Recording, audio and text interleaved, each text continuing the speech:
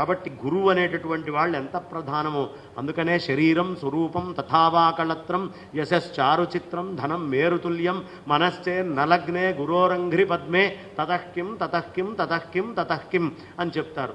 అంతెందుకు మా కుప్పా శ్రీనివాస్ శాస్త్రి గారు అయితేనేంటి, మా శంకర్ కుమార్ గారు సరళ గారు దంపతులు అయితేనేంటి, మేము శంకర్ శర్మ గురువు గారింటికి వెళ్ళి నేను ఎక్కువ వెళ్ళలేదు, కొద్ది సమయమే నేను వెళ్ళాను. వాళ్ళు నిజమైనటువంటి శ్రోతలు, చాలా శ్రద్ధగా, నిజమైన శిష్యులు శ్రద్ధగా వెళ్ళి అక్కడ కూర్చొని వేదాంత పంచదశి వినేవాళ్ళం. ఆ వేదాంత పంచదశిలో మా గురువుగారు శంకర శర్మ గురువుగారు చెప్తూ మొదటి శ్లోకం నమశ్రీ శంకరానంద గురు పాదాంబుజన్మనే సవిలాస మహామోహగ్రాహ గ్రాసైక కర్మణే. ఈ సమస్తమైనటువంటి సంపదలతోటి కూడినటువంటి ఈ శంకరానందులు అంటే సమస్త శుభాలని ఇచ్చి ఆనందాన్ని ఇచ్చేటటువంటి గురు ఎవరైతే ఉన్నారో ఆయన పాదాలని నేను ఆశ్రయిస్తున్నాను, మనస్సులో వాటిని నేను పెట్టుకుంటున్నాను. ఎందుకు పెట్టుకుంటున్నానయ్యా అంటే ప్రపంచంలో సవిలాస మహామోహగ్రాహ అనేక విలాసాలతోటి మోహముతోటి కూడినటువంటి ఒక మొసలి ఉందయ్యా. ఆ మొసలి ఈ గురువు యొక్క పాదాలకి ఆహారం. కాబట్టి నాలో ఉన్నటువంటి మహామోహం ఏదైతే ఉందో, అనేక విలాసాలతో కూడిన మహామోహం ఏదైతే ఉందో, ఆ మహామోహ గ్రాసైక కర్మనే, అది తింటమే ఆ గురు పాదాల పని. కాబట్టి నేను గురు పాదాలని ఆశ్రయిస్తున్నాను అని మొదలు పెడతారు శంకరాచార్యుల వారు. అద్వైతానుభూతి అనేటటువంటి చక్కటి కృతి రాస్తూ యస్య ప్రసాదాదహమేవ విష్ణు మయ్యేవ సర్వం పరికల్పితంచ ఇట్టం విజానామి సదాత్మరూపం తస్యాంఘ్రియుగ్మం ప్రణతోస్మి నిత్యం. ఎవడి ప్రసాదం వల్ల నేనే విష్ణువని నాకు అర్థమైందో, ఎవరి యొక్క అనుగ్రహం వల్ల ఈ చరాచరమైనటువంటిది మొత్తము నాయందే పరికల్పమానమై ఉందనే విషయం నాకు తెలిసిందో, నాకు దానికి అభేదం, నాలోనే అదే నేను అని ఎవరి వల్ల తెలిసిందో, యస్య ప్రసాదాదహం అయ్యేవ సర్వం ఇత్తం విజానామి సదాత్మరూపం. నాకు ఎవరి యొక్క అనుగ్రహం వల్ల నా ఆత్మరూపము సదా అనుగ్రహించబడి, సదా అన్నారు, ఎప్పుడు ఆత్మస్వరూపుణ్ణే అయి ఉన్నానో తస్యాంఘ్రియుగ్మం ప్రణతోస్మి నిత్యం. ఆ గురువు యొక్క అంఘ్రియుగ్మాలకి నేను ఎప్పుడూ నమస్కరిస్తున్నాను అనే విషయాన్ని అక్కడ మనకి చెప్తారు. కాబట్టి గురువు అనేటటువంటి వాళ్ళు చాలా ముఖ్యులు అని చెబుతూ, ఈ సంసార భయనాశనాన్ని మనం కావాలి అని కోరుకుంటే భక్తి వర్ధకం కావాలి అంటే శ్రీకృష్ణుణ్ణి ప్రసన్నుణ్ణి చేసుకోవడానికి సాధనం అవుతుందయ్యా, వినిపిస్తాను. సావధానముగా విను, సావధానతయా శృణు, చాలా సావధానంగా విను అనేటటువంటి విషయాన్ని చెప్పారు. ఈ కలియుగము అనేటటువంటిది ఒక అజగరం, కొండ చిలువ లాంటిది. అది అక్కడే ఉంటుంది, అదేం కదలదు, ఏదో కదులుతున్నట్టుగా మాయ చేస్తుంది. వచ్చినటువంటి దాన్ని వచ్చినట్టుగా ఈ కాళవ్యాలము అనేటటువంటిది అలా మింగేస్తూ ఉంటుందయ్యా, తినేస్తూ ఉంటుంది. కాబట్టి ఈ కాలము అనేటటువంటి అజగరం నోట్లో ఇక్కడ అనేక మంది సప్తాహాలు చేసుకున్నారు. ఆ సప్తాహాల్లో శ్రద్ధగా విన్నటువంటి వాళ్ళు తప్ప ఇదే కాశీలో కొన్ని వేల సంవత్సరాలుగా, కొన్ని యుగాలుగా భాగవత సప్తాహాల్ని వింటూనే ఉన్నారు. రకరకాలుగా చతుశ్లోకిగా విన్నారా, లేకపోతే ఈ 5,76,000 అక్షరాలుగా విన్నారా, వింటూనే ఉన్నారు. ఆ విన్నటువంటి వాళ్ళు తప్ప మిగతా అందరూ కాలవ్యాళమేనయ్యా. శ్రద్ధగా వినటువంటి వాళ్ళందరూ ఈ కాలం అనేటటువంటి ఆ వ్యాళం, ఆ సర్పము నోట్లోకి పోయేటటువంటి వాళ్ళే. కాబట్టి ఆ కొండ చిలువ ఎలాంటి వాళ్ళనైనా కబళిస్తుంది. దాని నుంచి రక్షించడానికి శ్రీ శుకదేవుల వారు శ్రీమద్ భాగవతం అనే శాస్త్రాన్ని, ఆ మంత్రాన్ని మనందరికీ ఉపదేశించారయ్యా. శుకమంటే చిలుక. చిలుక మనం ఏ పలుకు నేర్పిస్తే ఆ పలుకే పలుకుతుందండి. మీరు రామ అంటే రామ అంటుంది, రాముడు కృష్ణుడు అని కొత్తవి కలిపి అనదు. రామ అంటే రామానే. ఈ శుకుడు ఏమిటయ్యా అంటే, శుకుడు కూడా ఉన్నదున్నట్టుగా ఏది తాను తెలుసుకున్నాడో యథాతథం చెప్తాడు కాబట్టి ఆయన్ని శుకుడు అన్నారు. శుకవత్ భాషణం కుర్యాత్, శుకుడిలాగా మాట్లాడాలి అన్నారు. కలౌ కీరేణ భాషితం. ఈ కలియుగంలో ఆ శుకుడు, ఆ చిలక చెప్పింది. ఏం చెప్తోందయ్యా అంటే మొత్తము నిగమాలకు సంబంధించినటువంటి సారాన్నంతా చెప్తోందండి అన్నారు. ఎలా చెప్తుంది అంటే దీన్ని ఆమాంతం తాగేయడమే. ఇంకా మళ్ళీ ఇందులో చిన్న చిన్న పనికిమాలినటువంటి వస్తువులు ఇవేవి లేవు. రేపు చెప్పుకుంటాం మనం. ఇవేవీ లేవు. కేవలం ప్రత్యక్షంగా గడగడా లోపలికి తీసేసుకోవడమే. ఎందుకు అది చెప్పారు అంటే, చిలక దాని పిల్ల చిలక నోట్లోకి ఆహారాన్ని తీసుకెళ్ళి నోట్లో వేస్తుంది. మళ్ళీ అందులో ఉమ్మేయాల్సింది కానీ తీసేయాల్సింది కానీ అంతా అదే శుభ్రం చేసి తీసుకొని వెళ్ళి నోట్లో వేసింది అంటే ఇంకా అందులో మళ్ళీ వేరే మార్పు చేయాల్సినటువంటి అవసరమే లేనటువంటిది.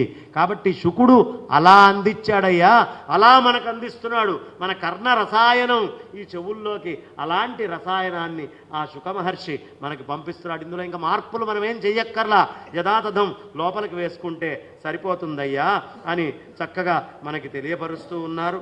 కాబట్టి ఇక్కడ శుకవం కీరేణ భాషితం అని చెప్పారు.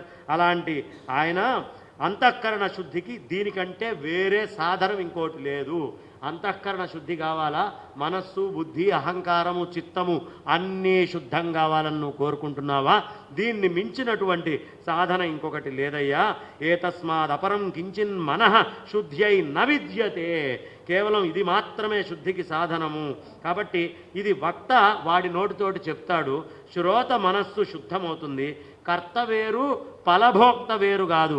ఇది చాలా విలక్షణమైనటువంటి సంగతి. యజమాని యజ్ఞంలో ఆహుతిని వేశాడనుకోండి, యజమాని వెళ్తాడు, పెద్ద యజ్ఞం చేస్తారు. ఇప్పుడు మాకు ముందర కూర్చొని ఉన్నారు పెద్దలు, వాళ్ళందరూ అనేక రకమైన యజ్ఞాలు చేశారు. అక్కడ యజమాని తీసుకొని వెళ్ళి ఆహుతుల్ని వేస్తాడు. యజమాని ఆహుతుల్ని వేసినప్పుడు ఆ యజమాని వేసినటువంటి ఆహుతులకి ఇంద్రాది దేవతలు తృప్తి చెంది ఎవడైతే కర్త ఉన్నాడో వాణ్ణి అనుగ్రహిస్తారు, కర్తని అనుగ్రహిస్తారు. కానీ ఇక్కడ కర్త ఒక్కడే కాదయ్యా, ఇక్కడ ఎవడైతే ఈ కర్మ చేస్తున్నాడో కర్త ఉన్నాడో వింటున్నవాడున్నాడో ఇద్దరినీ కూడా తరింపజేస్తుంది ఈ భాగవతము అనేటటువంటిది. ఎందుకు అంటే ఇది ఎలాంటిది, మనం హృదయంలో విరాజనమైనటువంటి ఆత్మదేవుడు యజ్ఞారాధ్య దేవత. దీనికి దేవత ఎవరు? మన హృదయంలో ఉండేటటువంటి ఆరాధ్య దేవుడు. మన హృదయమే యజ్ఞకుండం. ఇప్పుడు మీకైతే మీ హృదయం, చెప్తున్న నాకైతే నా హృదయం, ఈ రెండు యజ్ఞకుండాలే. ఆరాధ్య దైవము మీ లోపల ఉన్నాడు, నా లోపల వాడే ఆరాధ్య దైవమై ఉన్నాడు. శ్రోత వక్త ఇద్దరి హృదయాల్లో ఒకడే కర్త అయి ఉన్నాడు, ఒకడే భోక్త అయి ఉన్నాడు, ఆత్మదేవుడు అయి ఉన్నాడు వాడు. కాబట్టి కర్త భోక్త ఇద్దరు ఒకటే, చెప్పేవాడు వింటున్నవాడు ఈ ఇద్దరు కూడా అభేదమేనయ్యా. అందుకనే మొత్తము ఆశాంతము తీసుకోవచ్చు. ఇందులో ఇంకా తీసి పారేసేదేం లేదు. తీయడానికి నువ్వు వాడు వేరైతేగా ఇందులో నుంచి తీసేదో అందులో కొత్తగా కలిపేదో ఈ రెండు వేరు కాదు. కాబట్టి ఈ రెండు ఒకటే. కాబట్టి ఈ అదృష్టమైనటువంటి ఈ ఇద్దరి హృదయాల్లో కర్తాభోక్త ఉన్నాడు. అందుకని దీని రసాస్వాదన చెయ్యండి. ఇందాక మా కుప్పా శ్రీనివాస శాస్త్రి గారు చెప్పినట్టు 2 గ్లాసులు తెచ్చుకొని రసాస్వాదన చెయ్యండి. ఆ 2 గ్లాసులే మనకి ఇక్కడ ఉండేటటువంటి 2 చెవులు. హాయిగా తృప్తిగా ఆస్వాదన చెయ్యండి, జుర్రుకోండి. మీ ఇష్టం ఎలా తీసుకుంటారో అలా తీసుకోండి ఈ కథని మొత్తము అని చెప్పారు. జన్మాంతరే భవేత్ పుణ్యం తదా భాగవతం లభేత్. ఎంతో జన్మాంతర పుణ్యం ఉంటే తప్ప ఈ భాగవతము అనేటటువంటిది లభించదయ్యా అని చెప్పి సూతుడు ఇలా అంటున్నాడు. శుకదేవుడు రాజు అయినటువంటి పరీక్షిత్తుకి దీన్ని ఉపదేశం చేశాడయ్యా. ఆ చేయడం మొదలు పెట్టంగానే ఒక అమృత కలశాన్ని తీసుకొని దేవతలు కొంపలు మునిగినట్టుగా ఉరుక్కుంటూ వచ్చారయ్యా. వచ్చి మీకు కావాల్సిందేమిటి? పరీక్షిత్తు బతకడమే కదా, సరే పరీక్షిత్తుకి ఈ అమృతం ఇచ్చేయండి, బతికిపోతాడు. వాడికి చావు నుంచి బయటపడటమే కదా, ఆ భాగవతాన్ని మాకు ఇచ్చేసేయండి అని అడిగారు. అడిగితే ఒక్కటి చూడండి, ఇందులో ఎంత గొప్ప విషయం ఉందయ్యా అంటే, మనకి ఓం భూర్భువస్వ భూభువస్వ మహ తపో సత్యలోకం దాకా లోకాలు ఉన్నాయి కదా, పైన జనోలోక తపోలోకాల దాకా ఉన్నాయి కదా. ఈ దేవతలు సువర్లోకంలో ఉంటారు. వీళ్ళ యొక్క తెలివితేటలు వీళ్ళ యొక్క గొప్పతనం అంతా సువర్లోకం దాకానే. ఈ తాగినటువంటిది ఎప్పటిదాకా బతికిస్తుందంటే కల్పాంతం దాకా బతికిస్తుంది, తర్వాత బతికించలేదు. ఏమిటయ్యా, ఏం మీకు గాజు ముక్కకి మణికి తేడా తెలియని వాళ్ళలాగా కనిపిస్తున్నావా మేమందరం? ఆ అమృతం తీసుకొచ్చి ఈ కల్పాంతం దాకా బతికేది మాకు పోస్తావా? మాకు అక్కర్లేదయ్యా. ఇది ఇది ఇది అద్భుతమైన మణి, నువ్వు ఇస్తోంది గాజు ముక్క మాకు. కారణం ఏమిటంటే సువర్లోకంలో ఉంటావు, సత్యలోకాన్ని కూడా దాటి అక్కడ ఉండేటటువంటి ఆ సత్యస్వరూపమైన పరమాత్మ అనేటటువంటి ఆనందాన్ని ఇచ్చేటటువంటి మా దగ్గరున్న వస్తువుని 3 లోకాల పైవాడి వచ్చి ఊపుకుంటూ అడిగితే నీకు ఇస్తామా? దీన్ని వినటానికి కూడా పూర్ణయోగ్యుడివి కాదయ్యా హరయే నమః. మామూలు చిన్న గాజు ముక్క లాంటిది ఇచ్చి మణిని కొట్టేద్దామని చూస్తున్నారా మీ దేవతలు? అబ్బో చాలా తెలివిగలవాళ్ళు, మీకంటే ఎక్కడా మానవుడు అభివృద్ధి చెందకూడదని ఈ భాగవతం ఇక్కడ ఉండకూడదు అని తీసుకెళ్దామని చూస్తున్నావా?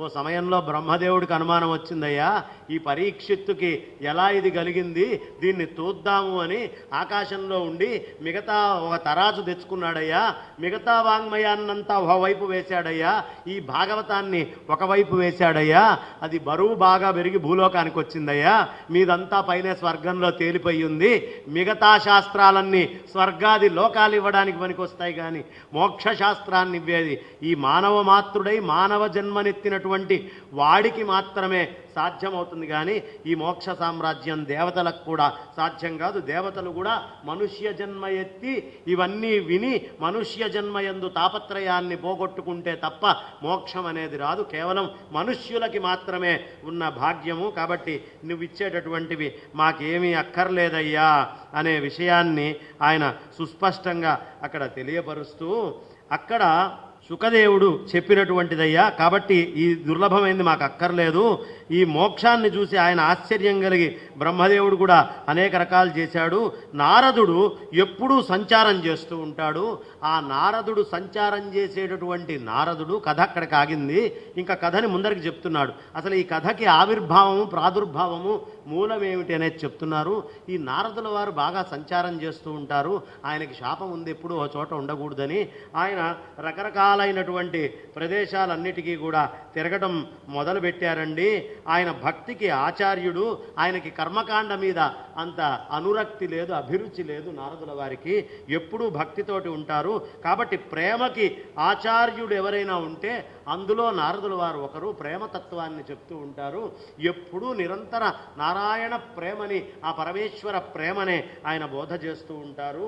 కాబట్టి ఆయన మీరేదో తిరుగుతూ భాగవతం ఆయన దగ్గర నుంచి వచ్చింది అనే విషయం ఒకటి చెప్పారు. ఈ తిరిగేటటువంటి నారదుడు ఆ మొత్తం భాగవతాన్ని ఎక్కడి నుంచి విన్నాడండి, అది కాస్త మాకు చెప్పండి అని శౌనకాదులు సూత మహర్షి నారదుల వారి పేరు తీసుకోగానే ప్రశ్న వేశారు. వేయంగానే శుకదేవుడు ఇలా చెప్తూ ఉన్నారు. ఒకరోజు సనక సనందాదులందరూ కూడా సత్సంగం చేస్తూ ఉన్నారు. విశాలం అనేటటువంటి ఓ నగరం ఉంది. ఆ విశాల నగరం అంటే ఏదో కాదు, ఇప్పుడు ఇక్కడ ఉండేటువంటి సేవ చేసి వచ్చినటువంటి వాళ్ళు ఇందులో చాలామంది కూడా బదరీ క్షేత్రానికి వెళ్ళి ఉంటారు. ఆ బదరీ క్షేత్రాన్నే విశాల నగరం అంటారు. అది ఎందుకు విశాలమయ్యా అంటే పరమేశ్వరుడిదే హిమవత్ పర్వతం అంతా కూడా, అంతా ఈశ్వర సర్వభూత శ్రీహరి వెళ్ళి నేనుండడానికి కొంచెం స్థలం కావాలయ్యా అని అడిగితే ఆ శ్రీహరి బదరీనారాయణుడు ఉండడానికి కొంచెం స్థలాన్ని ఇచ్చారయ్యా. ఆ స్థలమే విశాల నగరము అన్నారు. ఆ విశాల నగరమైనటువంటి హరికి హరుడికి అభేదము కథ మాత్రంగా ఇది చెప్తున్నారు. ఆయన ప్రధానంగా ఈయన పెట్టుకుంటారు, ఈయనని ప్రధానంగా ఆయన పెట్టుకుంటారు. రెండూ ఒకటే చైతన్య స్వరూపానికి ఉపాసకుడి యొక్క కార్యక్రమాన్ని నిర్వహించడం కోసం విశ్వోత్పత్యాది హేతవేలో ఆ విశ్వము ఉత్పత్తి అయినట్టుగా, తర్వాత స్థితి అయినట్టుగా, లయమైనట్టుగా కనిపించడం కోసం వచ్చినటువంటి రూపాలే అనే విషయాన్ని చెబుతూ ఇక్కడ ఆయన సుస్పష్టంగా ఆ విశాల నగరం దగ్గర సన అనేటటువంటి శబ్దానికి అర్థం ఏమిటయ్యా అంటే జ్ఞానదాతలు అని. సన అంటే జ్ఞానదాతలు. కాబట్టి ఆ జ్ఞానదాతలైనటువంటి సనత్కుమారతులు, సనత్సుజాతుడు, సనక సనందాదులు నలుగురు కూడా వాళ్ళు అక్కడ కూర్చొని ఉన్నారయ్యా. ఆ నలుగురు అక్కడ ఉండగా ఈ నారదుల వారు కొంచెం విచారమైన మొహం పెట్టుకొని వెళ్ళారు. ఏమిటయ్యా ఇంత విచారపడుతున్నావు, నువ్వు నిరంతరం ఆనందంగా ఉండేవాడివి, బ్రహ్మాండమైనటువంటి ఆనందంతో ఎప్పుడూ తిరుగుతూ ఉండేవాడివి, కాబట్టి నీకు ఇంత విచారము ఎందుకు వచ్చింది అనే విషయాన్ని అడిగారు. అడిగితే కిరాత హూణాంధ్ర పులింద పుల్కసా అభీరకంకా యవనా కసాదయ ఏన్యే చ పాపా యదుపాశ్రయా శ్రయా శుద్ధ్యంతి తస్మై ప్రభవిష్టవే నమః. అయ్యా నేను పుష్కరము, ప్రయాగ, కాశీ, గోదావరి, హరిక్షేత్రము, కురుక్షేత్రము ఇట్లా అన్ని తీర్థాల్లో తీర్థేషు భ్రమమాణ, ఇతస్తతః అని చెప్పారు. ఈ శ్లోకంలో భ్రమమాణ అనేటటువంటి శబ్దాన్ని ప్రయోగించారు. భ్రమమాణము అంటే ఎవరినయ్యా అంటే తీర్థక్షేత్రాల్లో తప్పిపోయాను అన్నాడు ఆయన. తీర్థక్షేత్రాల్లో తప్పిపోయానయ్యా, ఇటు అటు తిరుగుతూ తప్పిపోయి అటు ఇటు వెతుక్కుంటూ నేను వెళ్తూ ఉన్నటువంటి సమయంలో జనులందరూ కూడా వాళ్ళ నిష్టలోనే ఉంటారు. ఎవరైతే సమాధి నిష్టలో ఉంటారో వాళ్ళ క్షేత్రాలకు వెళ్ళటం అంత ఉపయోగకరం కాదు. వాళ్ళెవరూ క్షేత్రాలకు వెళ్ళరు నిష్టలో ఉండేటటువంటి వాళ్ళు. ఆత్మతీర్థం నజానంతి కథం మోక్షీ భవేత్ ప్రియా. కాబట్టి ఎవరైతే తీర్థాల్లో తిరుగుతూ ఉంటారో వాళ్ళకి ఆత్మతీర్థం యొక్క జ్ఞానము లేదు అనే విషయాన్ని చెప్పి నారదుడు తీర్థాలనే పవిత్రం చేయడానికి తిరుగుతూ ఉంటాడు. నారదుడు తీర్థాలకు ఎందుకు తిరుగుతాడయ్యా అంటే ఆ తీర్థాలని ఎప్పుడూ ఎప్పటికప్పుడు శుభ్రం చేద్దామని. ఏ తీర్థంలోకి నేను వెళ్ళినా శాంతి సంతోషం నాకు లభించలేదయ్యా. ఎందుకంటే అధర్మమిత్రుడైనటువంటి కలియుగం భూలోకంలో ప్రభావాన్ని పటిష్టం చేశాడు. తీర్థస్నానాల్లో జనులుంటారు కానీ వాళ్ళు సత్యాన్ని పలకరు, క్షణాల్లో అబద్ధాలు ఇలా ఆడేయగలరయ్యా. కాబట్టి వాళ్ళు తీర్థక్షేత్రంలో ఉన్న సత్యం నాస్తి తపం శౌచం దయా దానం నవిద్యతే. వాళ్ళకి సత్యము అనేది లేదు, తపస్సు లేదు, శౌచం లేదు, దయ లేదు, అలాగే ఏ విధమైనటువంటి దానం కూడా లేదయ్యా అని చెబుతూ గంగా స్నానం చేయటం చాలా మంచిది అని అనుకుంటారు. కానీ గంగా స్నానం చేస్తే వెంటనే దుకాణం దగ్గరికి వెళ్ళి ఎవడి జేబులు కొట్టేయాలా అని ఆలోచిస్తాడు. స్నానం చేసి వచ్చినా గజస్నానం లాంటిది వెంటనే జేబులు కొట్టేయడం అంటే డైరెక్ట్గా జేబులే కొట్టేయక్కర్లేదండి.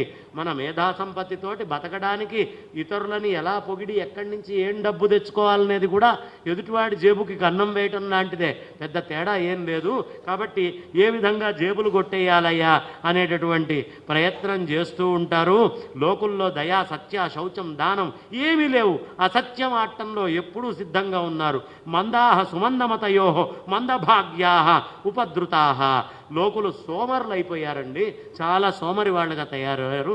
ఎవ్వరికీ జీవితంలో వాళ్ళ కర్తవ్య పాలన చేయటంలో ఆనందం కలగదో వాళ్ళనే సోమరులు అంటారు. మందమతులైపోయారు. పోనీ సోమరి అయినా వాడికి ఏమన్నా బుద్ధి ఉందా అంటే అలాగైనా పని జరుగుతుందంటే అది కూడా లేదు. సుమంతమతయ బుద్ధి కూడా వాళ్ళది మంచిది కాదు. పోనీ బుద్ధి లేదనుకుందాం, ప్రారబ్ధమైనా బాగుందా అంటే అది లేదు. మందభాగ్యా మందభాగ్యులయ్యా, ప్రారబ్ధం కూడా వీళ్ళకి బాలేదు. పోనీ ఇవన్నీ లేకపోయినా కనీసం శాంతంగా కూర్చుంటారా, ఎక్కడైనా ఓ దగ్గర శాంతంగా కూర్చుంటారా అంటే అది కూడా లేదయ్యా. వాళ్ళు శాంతంగా ఎక్కడా కూర్చుండే అవకాశం లేదు.